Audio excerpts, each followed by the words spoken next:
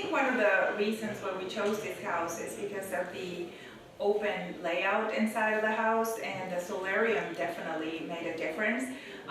Another part that is one of my favorites is the decks all around the house, and in the morning I can come out of my bedroom and just go to the deck, have my coffee, and look at the woods. So that makes it very, very nice, very relaxing. Well, we learned about our house being a deck house by the realtor who brought it to our attention. And it was interesting, we started doing some research on it and realized it's very similar to a log cabin, but yet it's square cut wood or manufactured wood instead of simple logs.